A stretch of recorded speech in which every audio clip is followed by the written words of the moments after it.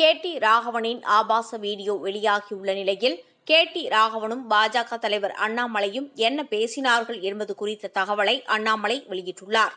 ஊடகவியலாளரும் யூடியூபருமான மதன் ரவிச்சந்திரன், பாஜக மூத்த தலைவரும் மாநில பொதுச் செயலாளருமான கே.டி. ராகவனின் ஆபாச வீடியோ ஒன்றை இன்று காலை வெளியிட்டுள்ளார்.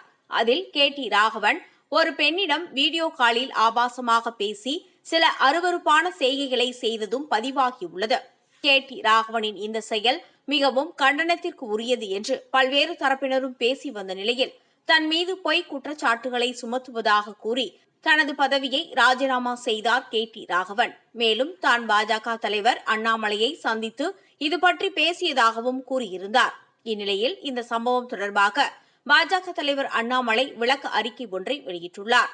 அந்த அறிக்கையில், இன்று காலை கே.டி. ராகவனிடம் பேசினேன். 30 ஆண்டு காலத்திற்கும் மேலாக உண்மையாகவும் நேர்மையாகவும் கட்சி பணியாற்றிய தன் மீது களங்கம் கற்பிக்கப்பட வேண்டுமென்ற நோக்கத்துடன், கட்சியின் நற்பெயருக்கு ஊறு விளைவிக்கும் எண்ணத்துடனும் உயர் தொழில்நுட்பத்தில் தன் மீது ஜோடிக்கப்பட்ட குற்றச்சாட்டு என்றும் இதை தான் சட்ட ரீதியாக எதிர்கொள்ளப் போவதாகவும் கே.டி. ராகவன் தெரிவித்தார்.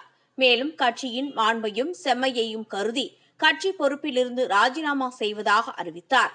நானும் அவரது ராஜினாமாவை ஏற்றுக்கொண்டேன்.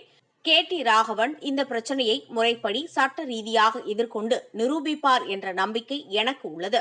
இதேபோல் மதன் ரவிச்சந்திரன் சமூக வலைதளத்தில் வெளியிட்டிருக்கும் வீடியோ பதிவில் இதுபோல இன்னும் பல நபர்களின் பதிவுகளும் வெளிவர இருக்கிறது என்று சொல்லியிருப்பது அவருக்கு ஏதேனும் உள்நோக்கம் இருக்குமோ என்ற எண்ணத்தை ஏற்படுத்துகிறது.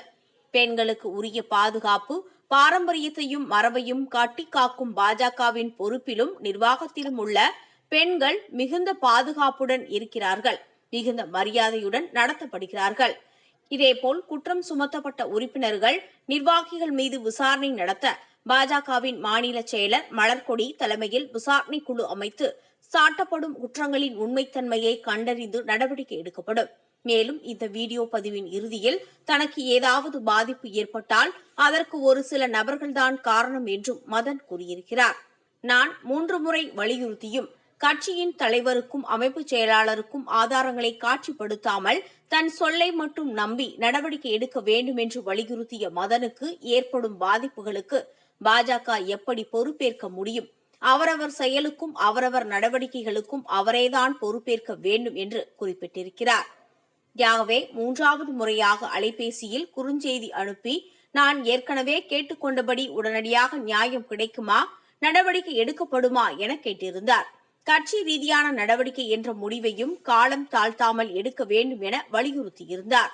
உடனடியாக நடவடிக்கை எடுக்கவில்லை என்றால் தான் வீடியோ பதிவுகளை வெளியிடப் போவதாக குறுஞ்செய்தியில் கூறியிருந்தார்.